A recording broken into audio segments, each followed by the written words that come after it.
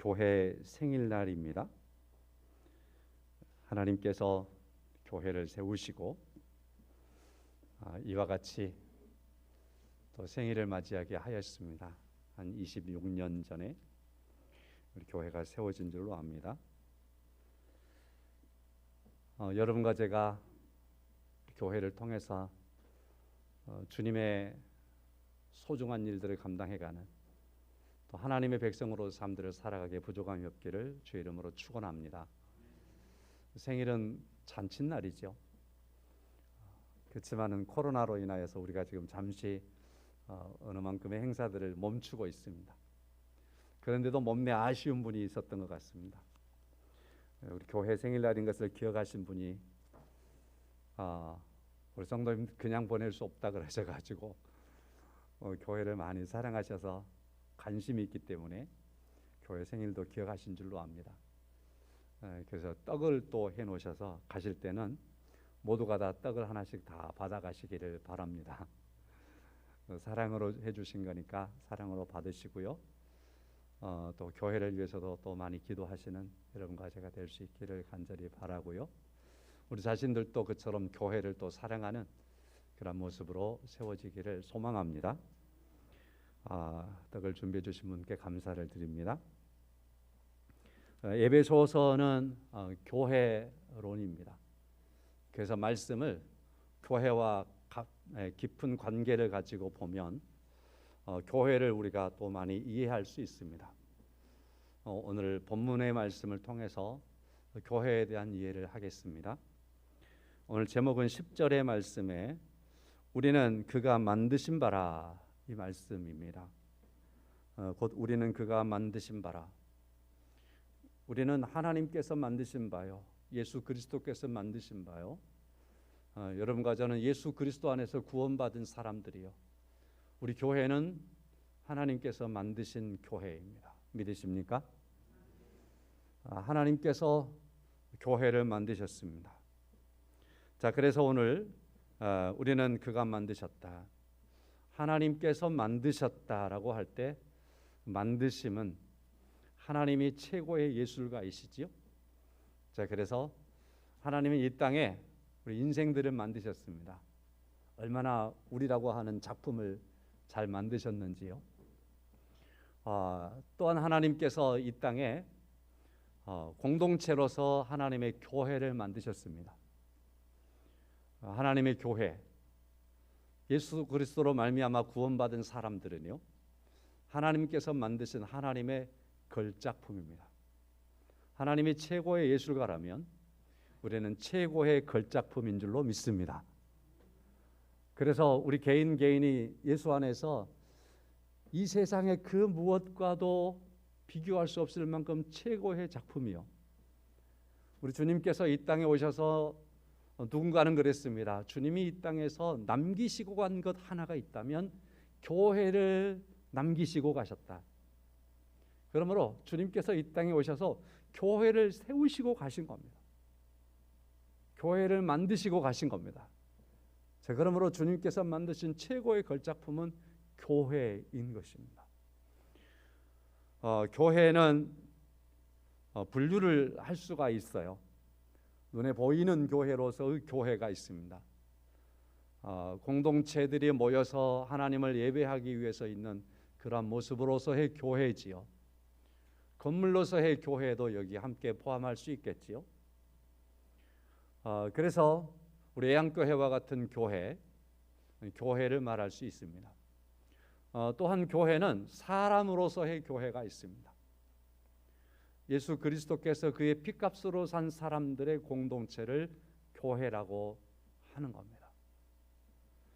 그래서 예수 그리스도께서 피값으로 산 그 사람들이 예수가 나를 구원하셨다라고 예수 그리스도를 고백한 그들이 주님의 뜻을 받들어서 함께 모여서 마음을 같이 하고 뜻을 같이 하고 하나님의 성호를 찬양하며 또한 하나님의 말씀이 땅끝까지 이를 수 있도록 하기 위해서 성도들이 먼저 모여서 교제하고 하나님의 말씀을 나누고 사명을 새롭게 하고 또한 교회를 통해서 조직한 바를 따라서 하나님의 일들을 감당하기도 하고 복음을 전하기도 하는 그러한 공동체로서의 교회, 사람이 교회입니다. 자, 그래서 이 건물로서의 교회는 예수께서 구원하신 사람들이 교회인데, 이 사람들이 모여서 이 세상과 구별된 이곳에서 함께 하나님을 예배하고 하나님을 찬양하고 또 하나님께 영화롭게 하기 위해서 온 마음을 모으고, 이처럼 시간이 되면 함께 모여서 또한 하나님께 예배하는 그런 공동체로 사용되는 장소여서 우리 예배당도 굉장히 중요합니다. 그래서 이 중요성을 말할 때 사람으로서의 교회가 중요하고 건물로서의 교회도 중요합니다. 이렇게 말씀을 드려봅니다. 자, 그렇다고 한다면 하나님께서 하나님의 교회를 세우시기 이전에, 하나님의 교회를 세우시기 이전은 어떤 모습이었을까 하는 것을 우리가 본문의 말씀 1절과 2절과 3절의 말씀을 통해서 만나볼 수 있습니다. 스페인의 20세기 대표적인 화가였던 피카소라고 하는 분 잘 아실 겁니다. 이분의 많은 작품들이 있는데 그 중에서 제가 문득 생각나는 건 황소머리라고 하는 작품이 생각이 납니다. 이 황소머리라고 하는 이 작품은요, 자전거, 이제 자전거가 다 망가져서 버려지는 자전거, 폐기 처분되어지는 그 자전거 중에서 안장 부분을 떼고 핸들 부분을 떼가지고 이것을 서로 조립해서 그림에 남았네요. 저렇게 만들어 놓은 작품이 황소의 머리라고 하는 피카소의 작품입니다. 이건요, 피카소라고 하는 사람이, 이 위대한 작가가 이 자전거, 버려지는 자전거를 바라보면서 무심코 지나갔더라면 그대로 폐기 처분되는 겁니다. 그런데 이것을 가져다가 안장을 뜯고 핸들 가져다가 저렇게 만들었더니 이게 온 세상 사람들이 약간의 미술에 관심만 있으면 피카소의 황소머리라고 하는 이러한 작품이다라는 것을 아는 거예요. 이거 가치는 무궁무진한 가치를 가지게 된 겁니다. 위대한 작품이 되어버린 겁니다.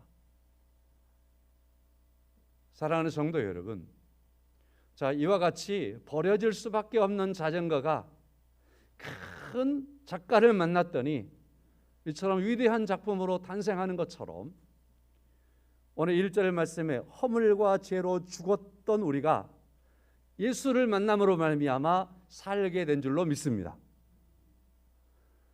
허물과 죄로 죽었던 것을 예수를 만남으로 말미암아 살아나게 되었다라는 거죠.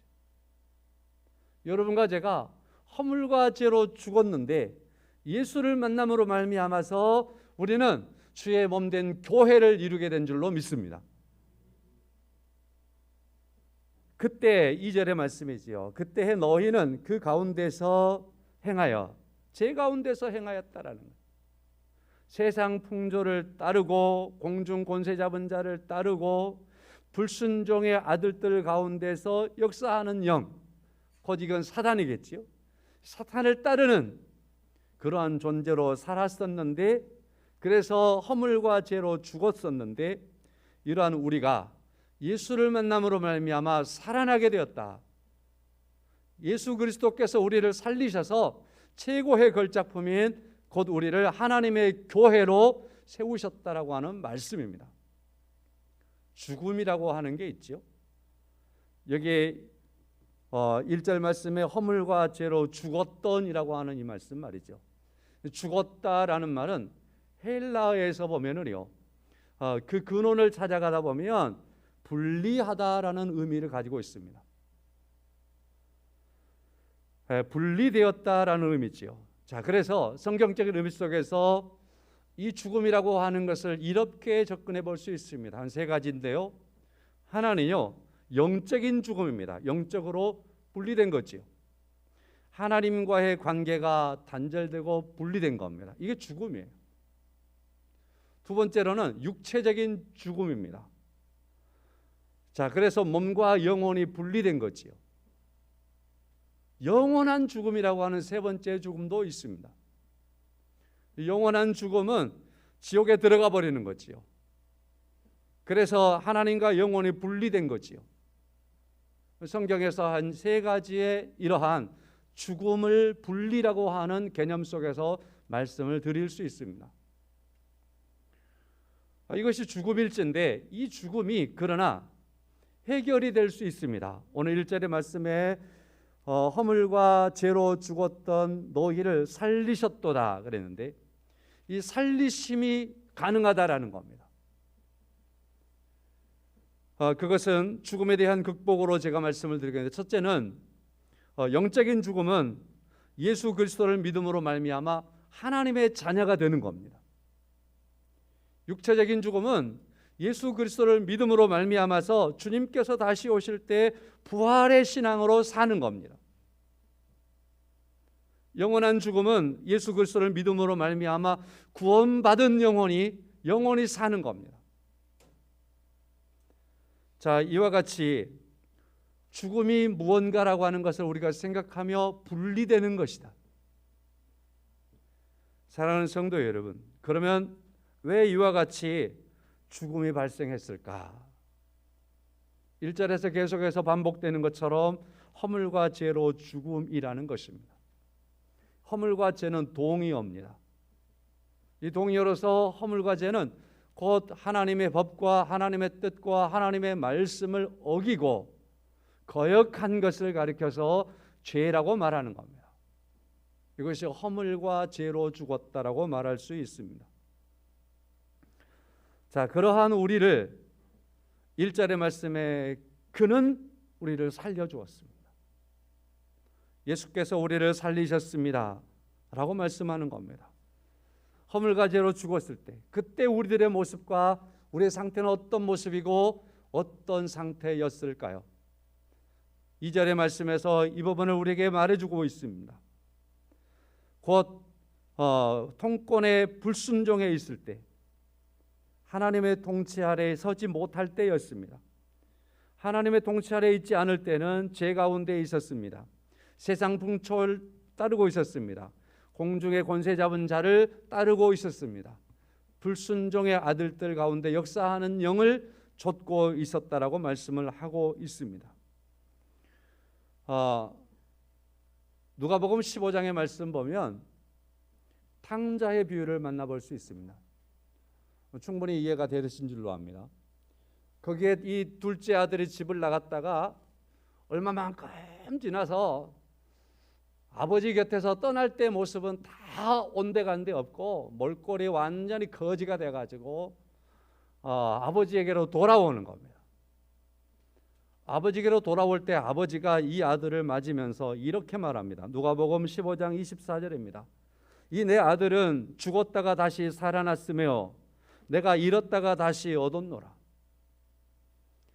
다시 돌아오는 아들을 향해서 아버지가 말하기를 이 아들은 죽었다가 다시 살아난 아들이다 라고 말하는 거예요. 이때 죽음이라는 단어와 오늘 1절에서 나오는 죽음이라는 말이 같은 언어입니다. 이 아들이 아버지와 분리돼 버렸을 때는 죽었을 때라는 겁니다. 돌아오는 아들을 보면서 돌아왔던 아들을 향해서 이 아들은 죽었다가 살았다라고 말하는 겁니다. 이제 아버지와 분리되지 않고 아버지 품으로 왔다라는 겁니다. 누가복음 15장 32절도 이렇습니다. 형에게 이 동생에 대하여 말합니다. 이 내 동생은 죽었다가 살아났으며 내가 잃었다가 얻었노라. 아버지께서 스스로 고백하기도 내가 내 이 아들은 죽었다가 살았다라고 선언할 뿐만 아니라 이 아들을 강하게 거부하고 있는 그 큰아들을 향해서, 형을 향해서 이 내 동생은 죽었다가 살았다라고 말하는 겁니다. 그럴 때에 이 둘째 동생은, 이 동생은 아버지와 분리되어 있었다라는 겁니다. 그의 삶이 분리되어 있었다라는 것을 말하고 있는 거지요. 성도 여러분, 오늘 또 우리가 2절의 말씀을 보면서 세상 풍조를 따르고 공중의 권세 잡은 자를 따르고 이처럼 말이죠. 한다면 그건 뭐냐? 하나님과 분리된 삶을 살고 있는 사람이다. 죽은 사람이라는 겁니다. 이와 같이 죄로 말미암아 허물과 죄로 죽었던 때는 그의 삶이, 그의 행위가 하나님과 분리되어 있었지만 우리 주님께서 그를 다시 살리셔서 하나님의 교회를 삼으신다. 여러분과 저를 통해서 하나님의 교회를 이처럼 삼으셨다라고 하는 사실을 생각하면 우리는 거기서 하나님께 영광을 돌리며 그 은혜를 감사하지 않을 수 없습니다. 4절과 5절의 말씀을 통해서 은혜를 받겠습니다. 지난주에 설교를 기억하십니까? 창세기 1장 말씀을 통해서 특별히 1장 1절 태초에 하나님이 천지를 창조하시니라 라는 말씀을 통해서 함께 은혜를 받았습니다. 이 말씀에서 제가 강조했던 건 뭐냐면 하나님은 주어입니다. 하나님이 주체입니다. 그래서 하나님은 모든 것의 시작의 주어입니다. 그리고 끝까지 주어입니다. 구속사의 주어는 하나님이십니다. 세상에 돌아가는 모든 것의 주어는 하나님이십니다. 그리고 우리의 삶에 있어서도 주어는 하나님이어야 됩니다. 한 주간 동안 사시면서 하나님께서 우리의 삶의 주어가 되시는 삶을 사셨습니까? 하나님께서 우리의 삶의 주체가 되는 삶을 살으셨냐 말이죠. 우리는 이러한 부분들을 생각해야 합니다. 오늘 본문의 말씀 보면은 4절 말씀에 긍휼이 풍성하신 하나님이 우리를 사랑하신 그 큰 사랑을 인하여 하였습니다. 여기에도 하나님이라고 하는 이 말씀을 통해서 하나님이 오늘 본문에도 주어로서 쓰이고 있는 거죠. 긍휼이 풍성하신 하나님이 우리의 삶의 주어고 우리 구원의 주어이시고 우리 교회의 주어가 되시는 줄로 믿습니다. 긍휼이 풍성하신 그 하나님이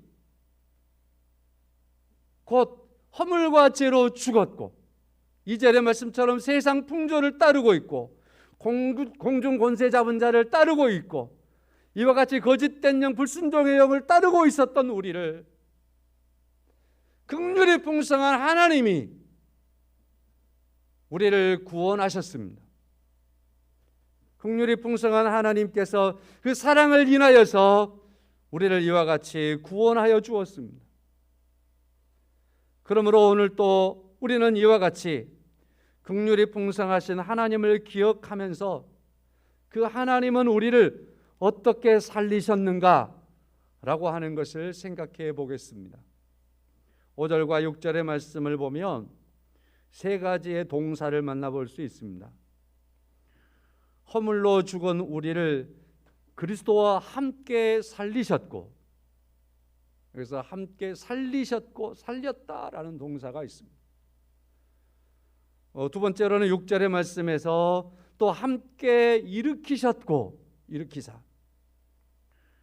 그 다음에 세 번째로는 6절 하반절에서 함께 하늘에 앉히셨다라는 말씀이 있습니다. 이것이 바로 죄와 허물로 죽은 우리를 긍휼이 풍성한 하나님이 살리셨는데, 우리를 구원하셨는데 바로 이와 같이 세 가지 동사를 통해서 이것을 우리에게 표현해 주고 있는 것입니다. 사랑하는 성도 여러분, 이것은 우리의 고백이어야 합니다. 우리의 삶 속에서 늘 확인하고 우리가 고백하며 서야 할 부분입니다. 우리를 살리셨다라는 이 말씀을 생각해 봅니다. 그리스도와 함께 살렸다라는 말은, 이 살다라는 말은 행하다라는 말과 같은 말입니다. 하나님과 함께 사는 거예요. 주님과 함께 사는 겁니다. 그래서 구원받은 사람들은 누구냐라고 말할 때에 하나님과 함께 사는 사람들입니다. 이 땅에 하나님께서 세우신 교회 안에 있는 성도들은 하나님과 함께 사는 사람들입니다. 그래서 한 주간 동안 살아왔을 때 하나님의 주어가 되어 살아왔던 모습이 하나님과 함께 산 사람들입니다. 우리 양교회를 세우셔서 여러분과 저를 통해서 믿음의 공동체를 이루게 하신 하나님은 여기에서 하나님을 예배하고 영적인 충전을 통해서 또 한 주간 동안 하나님과 함께 살도록 하기 위해서 하나님은 주의 몸된 교회를 세우신 줄로 믿습니다. 두 번째로 함께 일으키사라는 말씀이 있습니다. 여기서 일으켰다라고 하는 말은 성경 주석학자들의 거의 대부분이 일치하는 해석은 부활을 말, 부활. 그래서 그리스도 안에서 새 생명의 부활이 여기서 일으키셨다라고 하는 두 번째 말씀, 일으키셨다. 죽은 자 가운데서 일으키셨다. 나사로야 일어나라. 일으키셨다. 주님께서는 이미 부활하셨지만 우리는 현재 오늘은 믿음으로 부활하고 또한 미래적인 의미 속에서는 주님이 다시 오실 때 우리는 예수 안에서 다시 일어나는 그러한 은혜를 입게 되는 줄로 믿습니다. 다시 말해서 교회는 부활의 신앙을 가진 사람들입니다라는 거죠. 하나님의 사람들 1절 하반절에 너희를 살리셨도다라고 할 때 이 살아난 사람들 1절 3절에서 그는 주님께서 우리를 살리셨다라는 말씀인데 이처럼 주님께서 우리를 살리셨는데 여기서 일어난 사람들은 예수 그리스도의 부활하심 안에서 내가 부활할 것을 믿는 부활의 신앙을 가진 사람들. 교회는 그래서 부활의 공동체입니다. 부활 신앙의 공동체입니다. 오늘 부활의 신앙을 믿는 현재적인 부활의 그러한 공동체 고백이고 장차 주님 오심으로 말미암아 우리가 또한 죽은 자 가운데서 일어날 것을 믿는 그러한 부활의 공동체가 교회요 성도들의 모임인 것입니다. 그리고 세 번째 말씀에 앉히시고라고 하는 말씀이 있습니다. 여기서 앉히셨다라는 말씀은 우리 주님께서 다시 오시고 세상을 심판하심으로 말미암아서 우리가 하나님 앞에 주님과 함께 앉게 될 겁니다. 우리가 하나님 앞에 여러분과 저는 서게 될 줄로 믿습니다.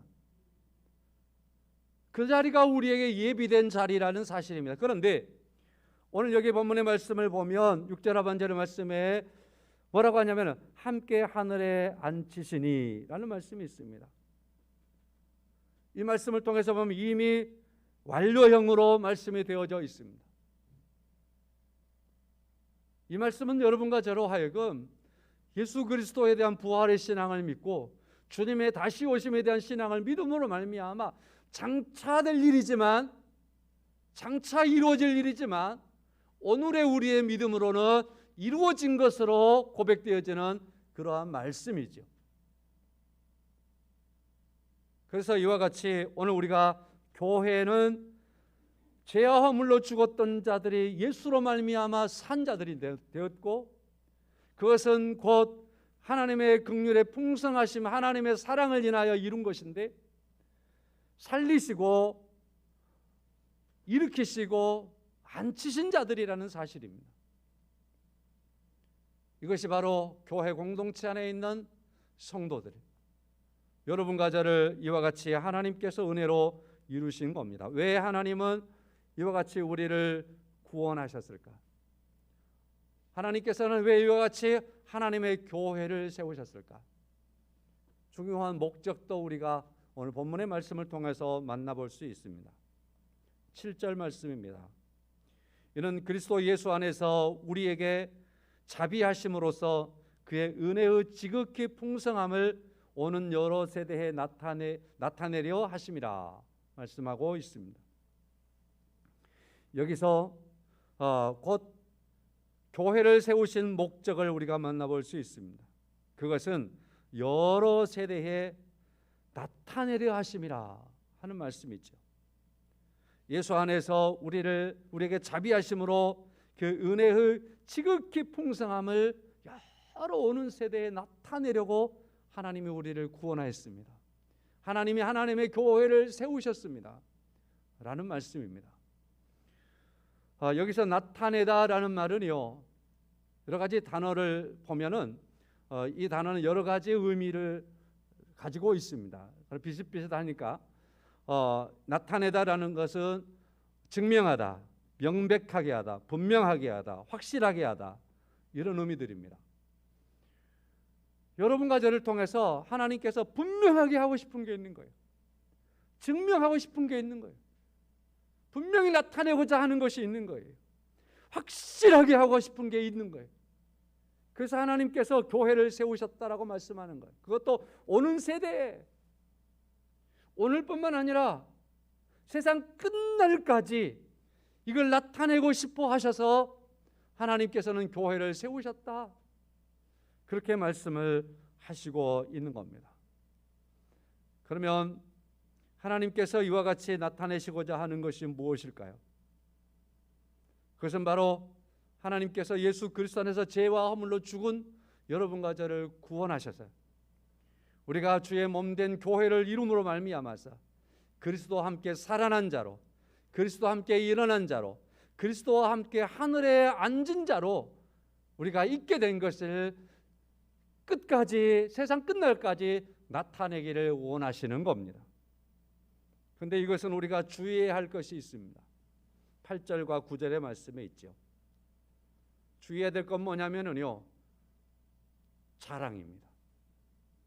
교만이죠. 우리는 복음을 자랑해야 되는 건 사실이지만, 그러나 우리가 구원받은 것은 나의 능력으로 되었다거나 나의 힘으로 이루었다거나 내가 쟁취했다거나 이렇게 말할 수 없는 것이라고 오늘 7절, 8절, 9절 말씀에 말하고 있습니다. 8절 말씀에 너희는 이 은혜에 의하여 믿음으로 말미암아 구원을 받았으니 이것은 너희에게서 난 것이 아니요 하나님의 선물이라. 이것은 은혜인데 너희에게서 난 게 아니라 하나님의 선물이다. 은혜라고 하는 것은 거저 주었다는 의미를 담는 겁니다. 그 받을 만한 자격이 없는데, 능력이 없는데, 그 받을 만한 공력이 없는데, 다시 말해서 1절 말씀처럼 허물과 죄로 죽어 있었는데 내게 하나님께서 은혜를 베풀어 주셔서 내게 구원이라고 하는 선물을 주었다. 이건 그래서 자랑하지 못하는 겁니다. 9절 말씀에 행위에서 난 것이 아니니 이는 누구든지 자랑하지 못하게 함이라. 자랑할 문제는 아닙니다. 그러나 감사할 문제는 되는 겁니다. 이것이 은혜입니다. 은혜임으로 우리는 그것을 받았음에 그 은혜 아래서 기뻐하며, 그 은혜 아래서 내가 허물과 죄로 죽었었지만 하나님의 그 크신 사랑으로 인하여서 구원을 받았는데 살아난 자가 되었고 앉은 자가 되었고 일으킴을 받은 자가 되어서 이처럼 구원의 놀라운 은혜 가운데 살게 된 것을, 하나님의 은혜의 산물인 것을 알고 하나님께서 내게 주신 선물인 것을 알고 그걸 고백하며 감사하며 살아가는 공동체가 교회입니다. 자, 이 부분들을 제가 신학교 다닐 때 우리를 가르치셨던 박영용 박사님이 예배소서 주해를 쓰셨는데 문득 이 책이 눈에 띄어서 설교를 준비하다가 이 부분을 어떻게 말씀하셨나 한번 읽어봤어요. 정리해봤는데 이렇게 쓰여 있습니다. 하나님께서 우리를 그리스도와 함께 살리시고 함께 일으키시며 함께 하늘에 앉힌 것은 하나님의 걸작품을 모든 세대를 통해 나타내기 원하셨다. 성도들은 하나님의 전시물이다. 세상은 하나님의 진열장 속에 있는 성도들을 보고 하나님의 은혜의 지극히 풍성함을 보게 되는 것이다. 읽어드려서 이해가 됐는지요? 간단하게 제가 이렇게 이해를 시켜드리겠습니다. 교회는 하나님의 걸작품들을 모든 세대에 나타내기 위해서 하나님의 걸작품들을 교회는 진열해 놓은 진열장이다. 하나님의 걸작품들이 교회에 진열되어 있다라는 겁니다. 그래서 성도들은 하나님의 전시물이다. 하나님의 최고의 걸작품들이다. 그래서 교회를 보고서 세상 사람들은 하나님의 걸작품을 보게 되고, 그래서 하나님께서 만드는 그 걸작품을 보면서 교회 안에 있는 성도들을 보면서 세상은 하나님의 작품을 보고서 감탄하고 그에서 하나님을 만나기도 하고 하나님의 능력을 보기도 하고 그 하나님의 작품이 내게서 들어오기도 하고 그 하나님의 작품을 통해서 하나님의 전능하심을 만난다라는 사실입니다. 그래서 이게 교회라는 겁니다. 사랑하는 성도 여러분, 우리 교회는 하나님의 걸작품들이 진열되도록 되어 있는 진열장입니다. 거기에 여러분과 저 한 사람 한 사람이 하나님의 최고의 걸작품으로 앉아 있습니다. 최고의 걸작품 된 여러분과 저를 통해서 하나님은 영광을 받으시는 줄로 믿습니다.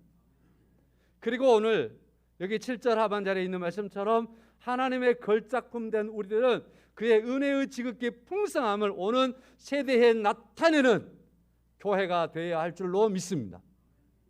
중요한 사명이 그래서 교회에게 주어진 것입니다. 성도 여러분, 우리 강주 예양교회가 하나님의 은혜 가운데 20여 년 전에 세워졌습니다. 하나님께서 귀히 여기시는 가운데에 세상의 허물과 죄로 죽었던 우리를 모아서 하나님의 교회를 세웠습니다. 하나님의 최고의 걸작품들로 여러분과 저를 여기에 채우셨습니다. 많은 세대에 여러분과 제가 빛과 소금이 되어서 하나님의 놀라우신 은혜를 드러낼 수 있는 교회로서의 사명을 감당할 수 있기를 원하고, 주님께서 세우신 죄 몸된 교회를 사랑하며 하나님의 백성된 삶을 여러분과 제가 주 안에 살아갈 수 있기를 주님의 이름으로 축원합니다. 우리 찬송하겠습니다. 사랑하는 주님.